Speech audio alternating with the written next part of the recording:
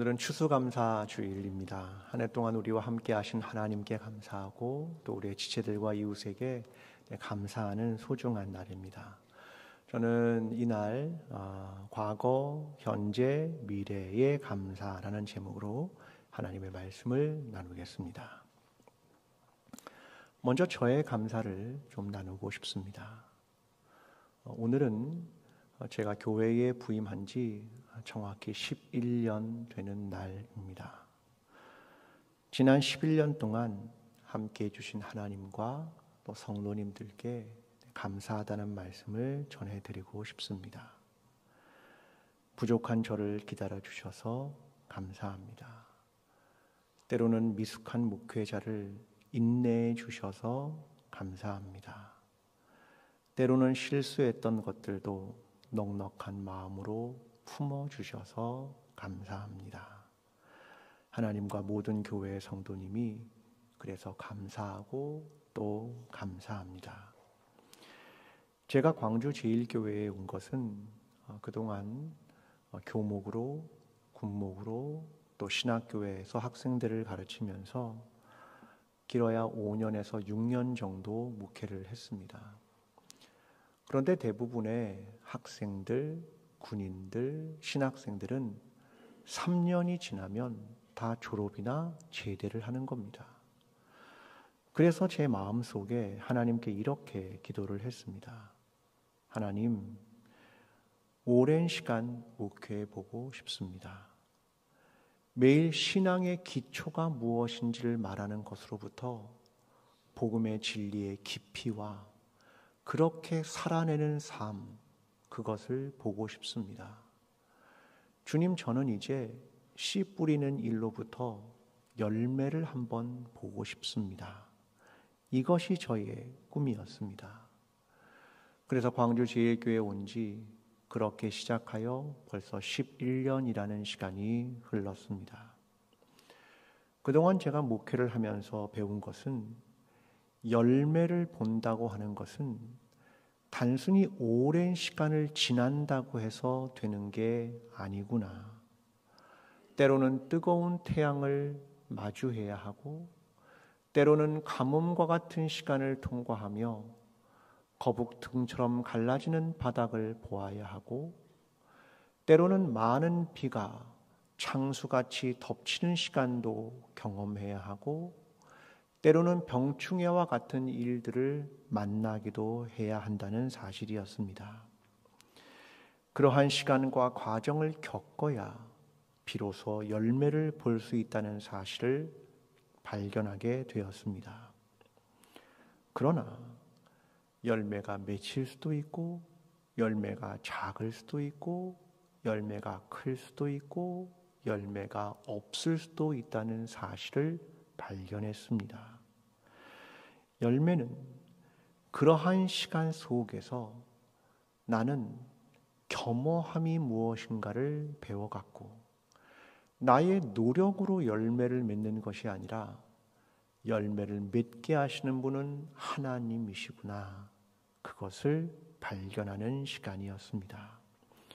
그래서 이러한 시간을 함께 해준 하나님과 성도 여러분께 참 감사합니다.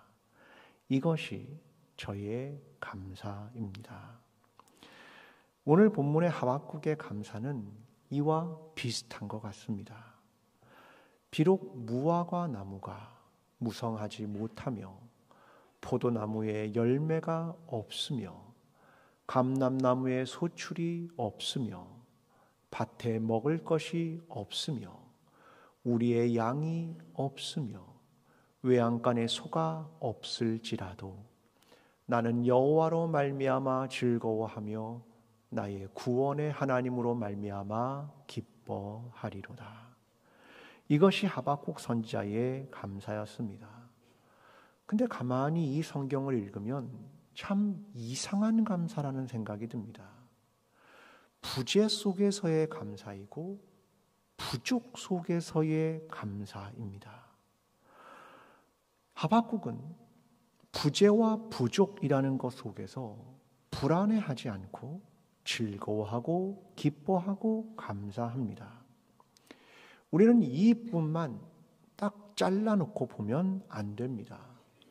하박국의 처음 이야기부터 읽어가면 이러한 고백과 감사가 왜 나왔는지를 알게 됩니다. 하박국 선지자는 오늘이라는 현재의 시간 하나님의 백성의 불의와 타락을 목도하게 됩니다. 그리고 하박국 선지자는 여기에 몸부림치며 하나님께 질문합니다.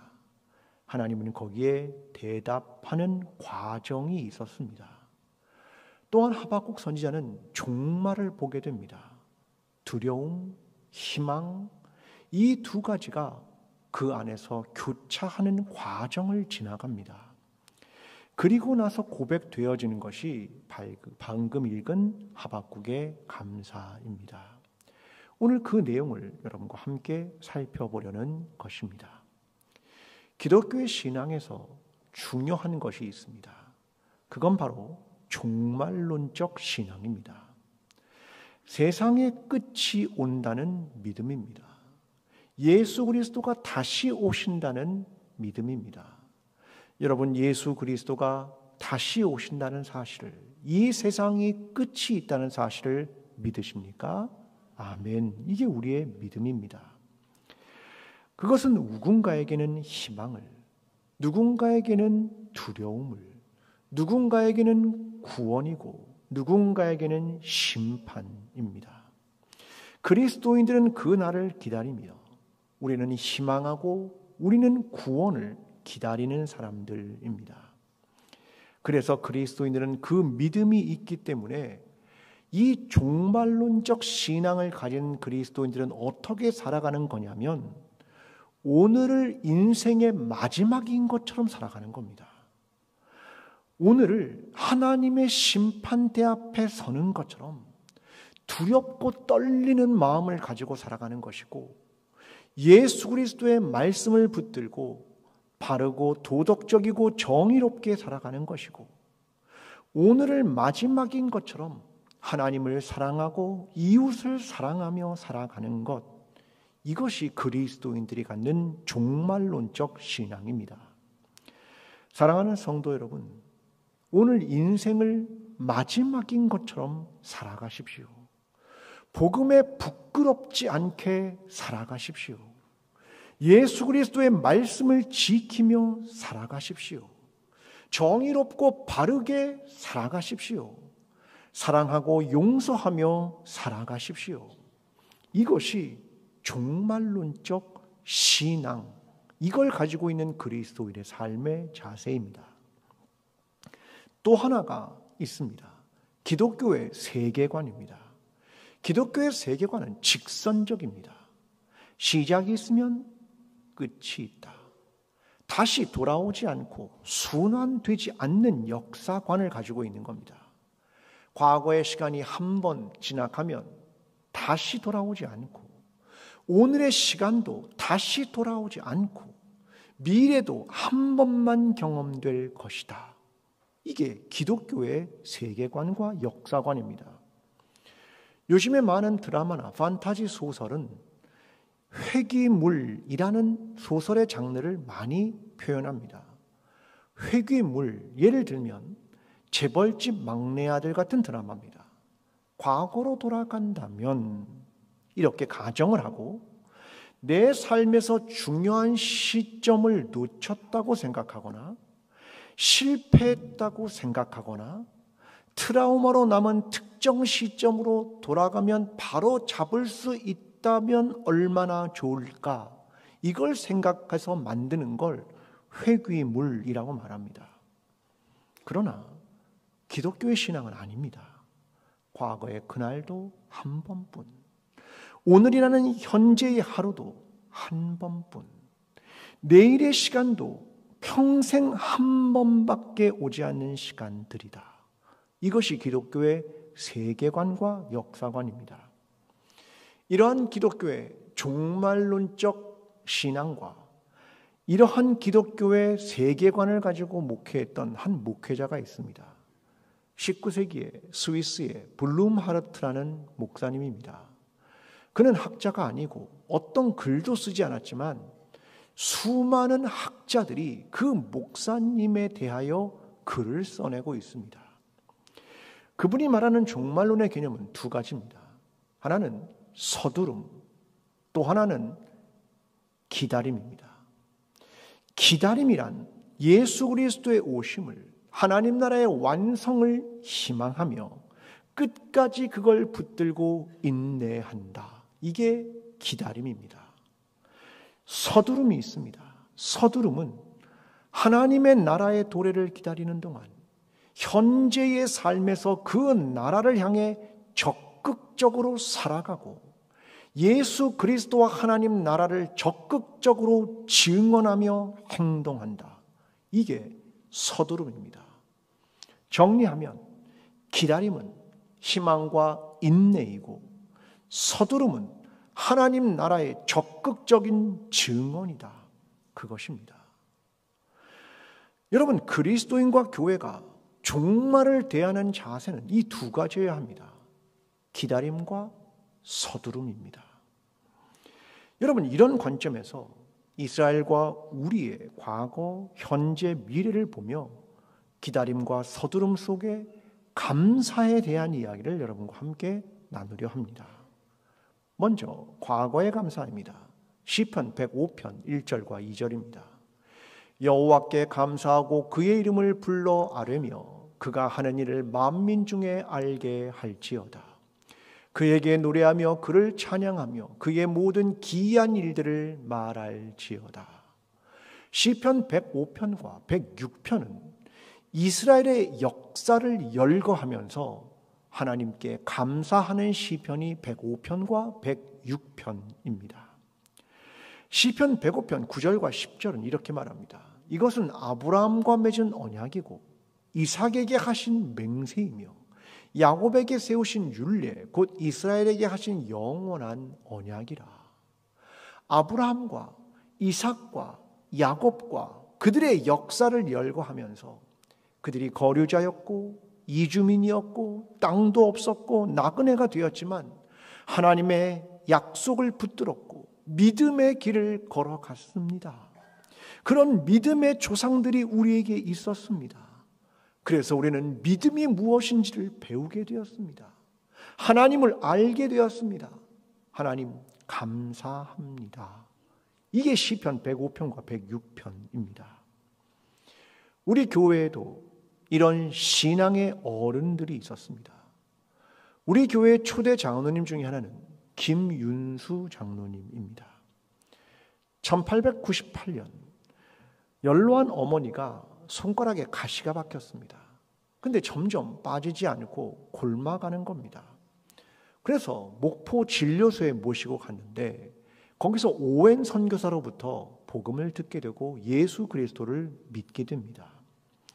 그러나 김윤수 장로님은 양조장을 운영하고 있었고 술을 팔고 있었습니다. 그래서 그가 예수를 믿고 학습 문답반, 지금은 없지만 세례 전해받는 학습 문답반에 들어가고자 했습니다. 근데 이걸 거부당합니다. 그는 집으로 들어가 성경을 읽고 양조장을 팔기로 결단합니다. 그리고 아내와 장모님에게도 복음을 전합니다. 그의 회심과 결단. 그래서 교회는 그를 학습 교인으로 받아주었고 세례를 주게 되었습니다. 김윤수 장로님은 광주 선교부를 준비하는 과정부터 토지의 구입, 선교사들의 사택을 건축하는 것, 성전의 건축까지 광주 선교부와 광주 제일교회의 기틀을 마련하신 분입니다. 그는 늘 여성을 교육하는 여자 학교를 세워야 한다고 끊임없이 촉구하셨던 분이 김윤수 장로님입니다. 저는 그의 삶을 세 가지로 정리해보면 좋겠다고 생각합니다. 첫째, 잘못된 것과의 과감한 단절. 둘째, 무한한 헌신. 셋째, 깨어있는 의식입니다. 이것이 초대 장로님이었던 김윤수 장로님의 신앙이었습니다. 그래서 우리 교회의 당회실의 이름을 몇 년 전 바꿨습니다. 낙원홀. 낙원이라는 것은 김윤수 장로님이 자기네 성을 낙원 김씨로 바꿨습니다. 그래서 그 낙원의 이름을 따서 김윤수 장로님을 기리며 낙원홀이라는 이름으로 당회실의 이름을 바꿨습니다. 이 말은 당회원들이 그 방에 들어가는 순간 과거의 잘못된 삶으로부터 과감하게 단절하고 예수 그리스도를 위해 무한히 헌신하고 깨어있는 의식을 가지고 살아가야 한다. 그런 당회원이 되자 그걸 의미하는 것입니다. 우리의 자리도 우리의 권위의식도 우리가 가진 회의법도 아니라 복음을 향한 잘못된 것과의 단절과 무한한 헌신과 깨어있는 신앙이 우선되어야 한다라고 하는 것을 들어갈 때마다 생각하라는 뜻일 것입니다. 이것이 우리 교회 장로님, 광주 제일교회의 역사이고 광주 제일교회의 전통입니다. 여러분, 이것이 얼마나 감사한 일인지 모릅니다. 여러분, 이것은 자랑하기 위한 것이 아니라 자부심으로 갖고 무한한 책임을 갖는, 그리고 오늘을 살아내는 바로 그것이어야 하는 것입니다. 또한 제11대 목사였던 선재련 목사님이 있었습니다. 1936년 평양신학교를 졸업하고 목사가 되었습니다. 때는 일제강점기죠. 목사님은 설교할 때 담대하게 하나님의 말씀을 전했습니다. 선재련 목사님이 광양읍 교회에 있을 때 이렇게 설교합니다. 재림주인 그리스도가 이 땅을 다스리실 때가 온다. 예수님이 재림하면 일본 천황도 심판을 받는다. 여러분, 이 설교가 일제강점기에 있던 교회에서 터져나온 겁니다. 일제치하에서 불가능한 설교입니다. 그러나 담대하게 하나님의 말씀을 외쳤습니다.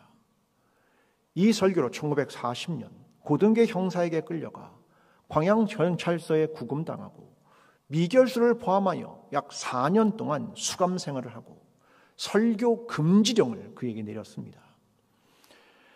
그는 설교를 할 수 없었기에 심양에 가서 연탄 공장에 가서 일했습니다. 그러다가 이후에 여수 애양원에 한성신학교, 한센병들의 신학을 가르치는 곳에 가서 가르치기를 시작할 때 광주 제일교회가 선재련 목사님을 담임 목사로 청빙하게 됩니다.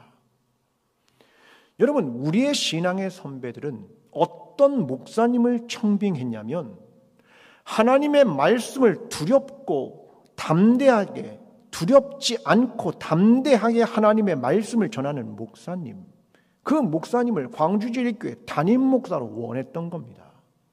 이게 우리 교회의 역사이며 전통입니다. 얼마나 감사한 일입니까? 일체치하에서 눈치 보고 신사참배를 결의하고 동의하고 침묵하는 목사가 아니라 일제치하에서도 두려움 없이 하나님의 말씀과 심판을 선포하는 목사님을 원했습니다. 이게 우리 교회의 역사이며 전통인 겁니다. 여러분, 이것이 그래서 우리에게 감사한 것입니다. 과거의 우리의 역사와 그 시간이 얼마나 감사한 일인지 모릅니다. 하나님께 감사하는 것은 흔들림 없이 예수 그리스도의 복음과 말씀대로 살았고 그걸 선포했던 신앙의 장로님들과 목사님들이 있던 것을 감사하는 겁니다. 여러분, 과거는 존중해야 하는 것이고 존경받아야 하는 겁니다. 그런데 과거에 살 수는 없습니다. 과거 속에서 살 수는 없습니다. 오늘 이것의 정신을 이어받아 이를 감사하고 현재의 시간을 살아내는 것이지요. 오늘 저와 여러분이 우리의 과거의 역사와 신앙과 전통에 감사하며 오늘 이것을 이어받아 그 정신을 이어가며 하나님 나라와 복음을 담대하게 이 땅에서 살아내게 되는 저와 여러분이 되기를 간절히 기도합니다. 두 번째는 현재의 감사입니다. 예언자 하박국의 현재는 너무나 고통스러웠습니다. 하나님의 백성의 타락을 눈으로 봤기 때문입니다. 그래서 하나님께 기도합니다.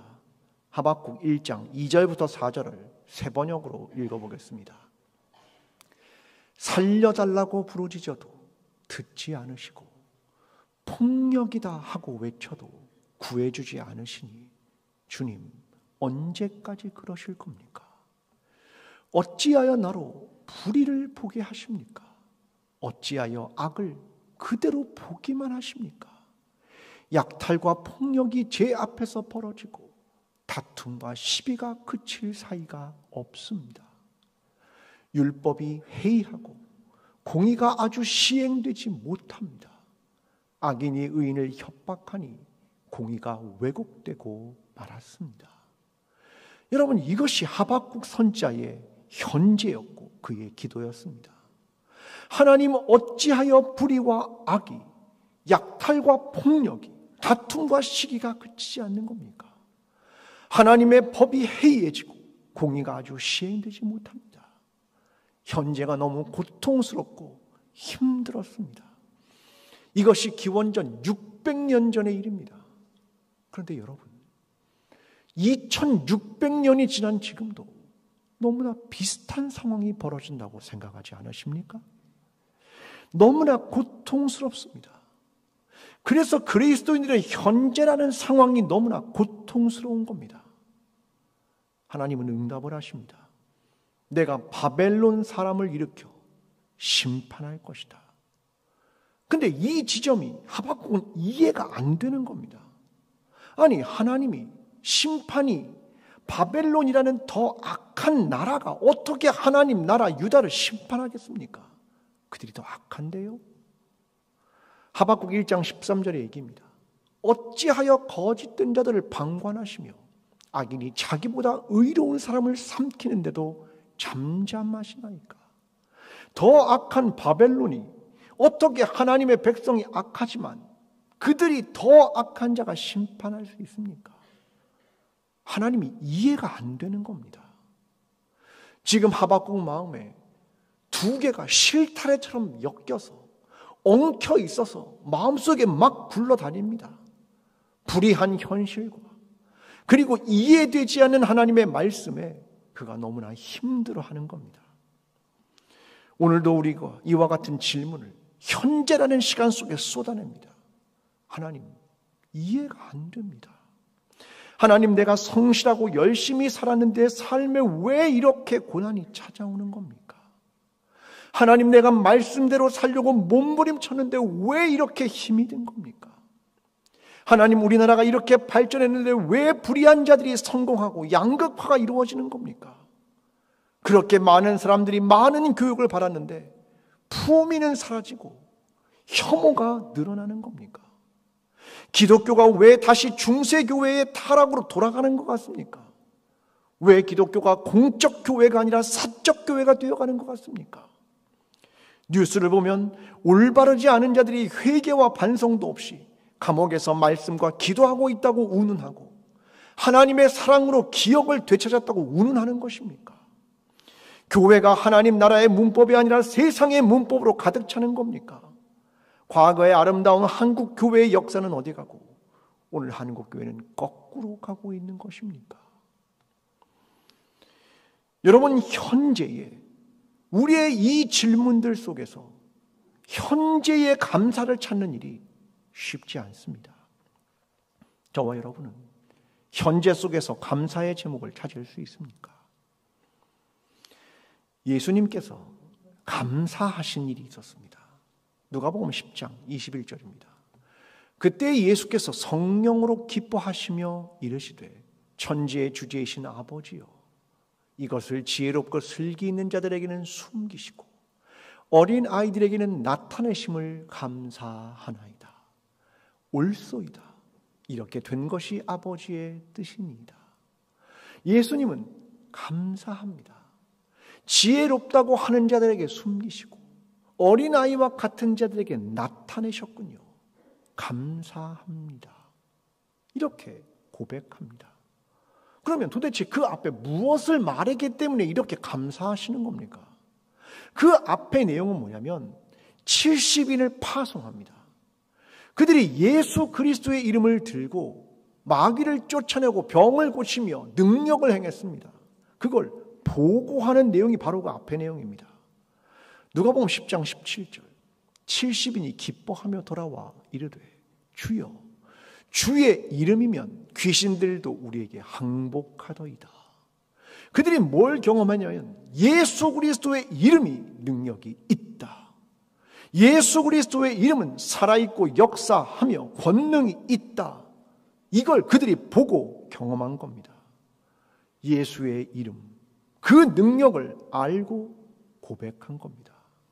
그때 주님이 감사합니다 라고 하나님께 말씀드리는 겁니다. 그리고 나서 제자들에게 말씀하십니다. 23절, 24절 제자들을 돌아보시며 조용히 이르시되 너희가 보는 것을 보는 눈은 복이 있도다. 내가 너희에게 말하노니 많은 선지자와 임금이 너희가 보는 바를 보고자 하였으되 보지 못하였으며 너희가 듣는 바를 듣고자 하였을때 듣지 못하였느니라. 너희의 보는 눈과 듣는 귀가 있다면 복이 있다. 무엇을? 예수 그리스도의 이름의 능력을 보는 눈과 듣는 귀가 있는 자는 복이 있다. 예수 그리스도를 보는 눈과 예수 그리스도의 행하신 주의 말씀을 듣는 이는 복이 있다. 그 말씀입니다. 현재의 감사는 하나님의 역사를 보는 눈, 하나님의 일하심을 보는 눈, 하나님의 구원을 보는 눈이 있어야 감사할 수 있는 겁니다. 하나님의 역사를 본 누군가 자신의 이야기를 들려줍니다. 마을에서 성도들끼리 예배 시간에 하나님이 우리에게 이렇게 역사하셨습니다 라는 것을 들려줄 때 그걸 듣는 귀가 복되도다. 그 말입니다. 때로는 우리의 삶에 고난이 찾아오고 다 이해되지 않아도 하나님의 역사와 일하심을 보고 그것을 함께 고백하며 나누고 그걸 들을 때 감사가 있다는 겁니다. 일상의 작은 사건들 속에 사람들을 볼 때마다 우리의 눈에 부정적 시각과 절망적 상황이 보입니다. 그러나 그 너머에, 그 뒤에 역사하시는 하나님의 일하심과 주의 구원과 주의 은혜와 주의 인도하심과 주의 돌보심과 주의 힘쓰심을 보고 그걸 나눌 때, 그걸 들을 때 우리는 비로소 현재의 삶에 대한 감사를 할 수 있다는 말입니다. 하박국 2장 4절은 말합니다. 보라 내가 보라 그의 마음은 교만하여 그 속에서 정직하지 못하나 의인은 그의 믿음으로 말미암아 살리라. 하박국의 고백은 현실의 상황은 바뀌지 않았지만 그 뒤에 역사하시는 하나님을 받고 그의 말씀을 들었고 그러므로 그 하나님을 믿었기 때문에 나는 그 하나님을 믿으며 그 믿음으로 살아갑니다. 이것을 하박국이 고백하며 감사한 것입니다. 저와 여러분의 신앙은 우리의 작은 삶 속에서 일상의 삶 속에서 여전히 우리에게 은혜를 베푸시고 구원을 베푸시고 회복해 하시는 하나님의 역사와 일하심을 보고 현재의 삶에 감사하고 또한 예수 그리스도의 이름의 능력과 구원을 보며 그것을 함께 보고 경험하고 그것을 고백하고 간증하고 나눔을 통하여 우리는 감사할 수 있게 되는 겁니다. 이를 잊지 않고 우리의 삶의 작은 일 속에서 하나님의 역사를 보고 들을 줄 알므로 오늘 현재의 삶에서 감사하게 되는 저와 여러분의 신앙이 되기를 간절히 기도합니다. 세 번째는 미래의 감사입니다. 하박국 3장 16절 이렇게 말합니다. 내가 들었으므로 내 창자가 흔들렸고 내 목소리로 그 목소리로 말미암아 내 입술이 떨렸도다. 무리가 우리를 치러 올라오는 환난 날을 내가 기다림으로 썩이는 것이 내 뼈에 들어왔으며 내 몸은 내 처소에서 떨리는도다. 지금 하박국이 무엇을 봤습니다. 그게 뭐냐면 하나님의 현현과 전쟁의 환상입니다. 종말에 이루어질 걸 그가 목격하게 된 겁니다. 너무나 두렵고 떨리는 겁니다. 다리가 후들거리고 몸 전체가 떨리는 겁니다. 물론 이것은 적을 물리치시는 하나님의 모습과 승리의 모습입니다. 그런데 그럼에도 불구하고 너무나 떨리고 두려운 겁니다. 하박국 3장 13절은 이렇게 말합니다. 주께서 주의 백성을 구원하시려고 기름 부음 받은 자를 구원하시려고 나오사 악인의 집에 머리를 치시며 그 기초를 바닥까지 드러내셨나이다. 오직 주께서 그들의 전사의 머리를 그들의 창으로 찌르셨나이다. 심판이 오는 것을 보고 너무나 두려움이 있습니다. 물론 이것이 구원의 날이긴 하지만 너무나 두렵습니다. 여러분, 종말은 늘 두 가지 성격을 갖는 겁니다. 두려움과 희망, 심판과 구원. 이것이기 때문에 이 둘 사이에서 우리의 마음은 종말을 말하면 두렵고 때로는 희망을 생각하게 되는 것입니다. 그런데 그때 하박국의 감사의 고백이 시작됩니다. 17절. 비록 무화과 나무가 무성하지 못하며 포도나무에 열매가 없으며 감람나무에 소출이 없으며 밭에 먹을 것이 없으며 우리의 양이 없으며 외양간에 소가 없을지라도 하나님 없습니다. 생존의 위협을 받는 겁니다. 자연재해를 통해서 추수할 것이 없고 가축이 다 사라졌고 농업과 목축업이 폐허가 됐습니다. 자연의 파괴, 기후의 위기와 같은 상황입니다. 그런데 그럼에도 불구하고 하박국은 감사합니다. 18절. 나는 여호와로 말미암아 즐거워하며 나의 구원의 하나님으로 말미암아 기뻐하리로다. 내 환경이 위협을 느끼고 생존 자체가 위협을 받을지라도 나는 여호와로 말미암아 구원의 하나님으로 말미암아 감사하며 기뻐합니다. 우리는 이때 욥기가 떠오릅니다. 욥기에서 욥기를 관통한 굉장히 중요한 한 문장이 있습니다. 근데 그걸 누가 말했냐면 사탄이 말했습니다. 욥기 1장 9절. 사탄이 여호와께 대답하여 이르되 욥이 어찌 까닭 없이 하나님을 경외하리이까. 사탄이 하나님께 말합니다. 욥이 어찌 까닭 없이 하나님을 경외하리이까. 인간은 말입니다.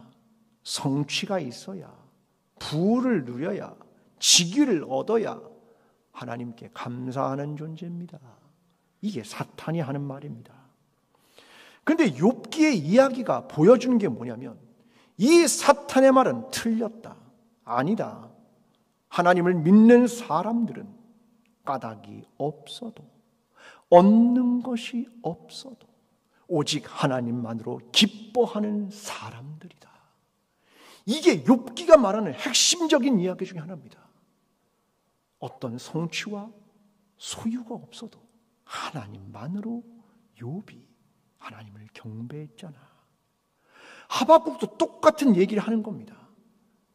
나는 어떤 까닭과 이유 때문에 하나님께 감사하는 게 아니라 여호와로 말미암아 하나님으로 말미암아 그분 때문에 감사하며 기뻐한다는 게 하박국의 고백입니다.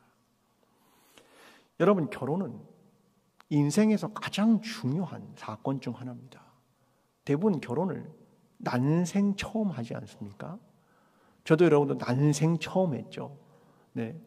그러니까 마음속에 난생 처음 하는 건 되게 불안해서 준비 과정을 어떻게 할까 이런 고민을 많이 합니다.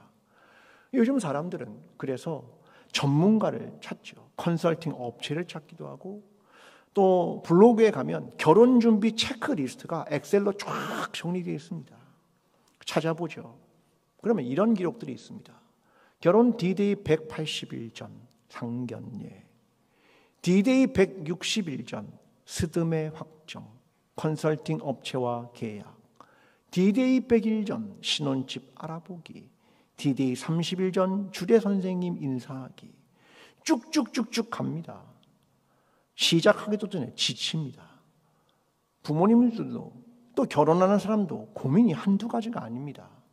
한복을 입어야 되나 안 입어야 되나, 패백을 해야 되나 안 해야 되나, 새로운 가전제품을 사야 되나 당근으로 해야 되나, 야외 촬영을 해야 되나 생략해야 되나.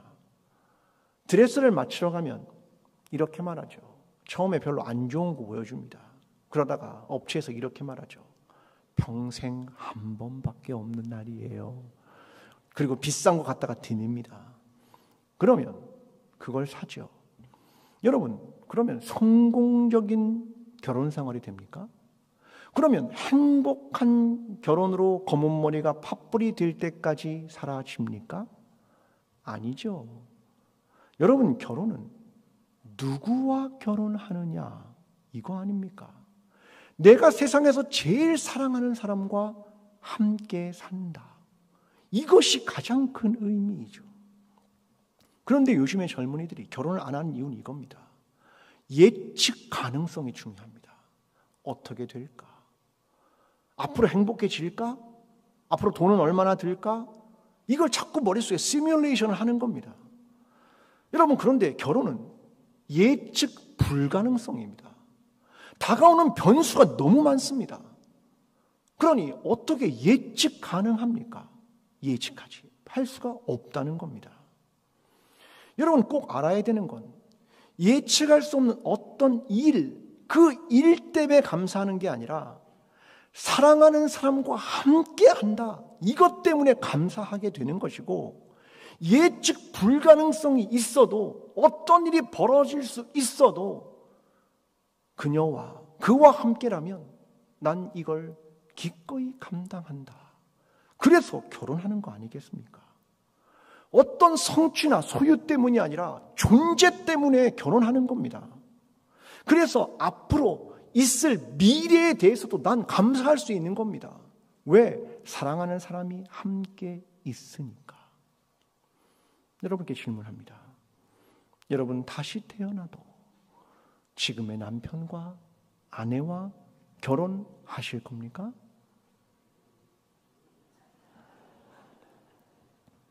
저는 합니다. 100% 합니다. 물론 아내의 생각은 좀 다를 수도 있습니다. 여러분, 중요한 건 존재입니다. 신앙도 똑같죠. 신앙은 미지수와 수수께끼의 연속입니다. 앞으로의 미래를 도무지 알 수가 없습니다. 근데 어떻게 감사할 수 있느냐? 이유는 간단합니다. 하나님이 내 하나님이다. 하나님이 나의 하나님이다. 나는 하나님의 백성이다. 그래서 그 하나님으로 말미암아 즐거워하며 구원의 하나님으로 말미암아 기뻐한다는 말입니다. 모세가 12지파를 놓고 마지막으로 미래를 예언합니다. 너희의 미래는 이렇게 펼쳐질 거야. 그러면서 했던 마지막 말이 33장, 신명기 33장에 등장합니다. 이스라엘이여, 너는 행복한 사람이로다. 여호와의 구원을 너같이 얻은 백성이 누구냐? 그는 너를 돕는 방패시요 내 영광의 칼이시로다. 내 대적이 내게 복종하리니 내가 그들의 높은 곳을 밟으리로다. 이스라엘이여, 넌 행복한 사람이로다. 너의 미래에 어떤 일이 벌어질지 내가 예언하지만 네가 행복한 이유는 여호와가 너의 하나님이기 때문이고 너는 그의 백성이기 때문이다. 이스라엘이여, 너는 행복한 사람이로다. 이것이 미래의 감사입니다. 우리는 늘 종말을 희망합니다. 종말은 회복과 완성이 올 것입니다. 우리의 마지막도 오지만 우리의 삶에서 오늘 선취로서 오기도 합니다. 그걸 기도하죠. 가족도 회복되고 교회도 회복되고 사회도 회복되기를 희망합니다. 과거가 때로는 상처로 남고 현재가 고통과 아픔, 아픔이 있을지라도 미래에서 뒤를 돌아보면 우리의 과거와 현재는 우리를 새롭게 빚어가기 위한 하나님의 과정이었고, 우리의 존재를 새롭게 창조하기 위한 하나님의 시간이었고, 더 나은 삶을 이루기 위한 하나님의 노력이었음을 비로소 알게 되는 겁니다.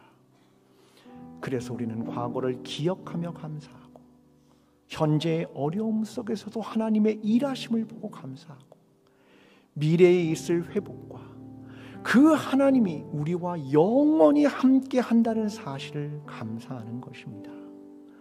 하나님은 우리의 과거와 현재와 미래, 아니 영원토록 우리 하나님이 되셔서 사랑과 은혜와 인자와 구원을 베풀어 주실 것입니다. 우리가 함께 하나님을, 임마누엘 되신 예수 그리스도를 인해 감사함으로 살아가는 저와 여러분이 되기를 간절히 축원합니다.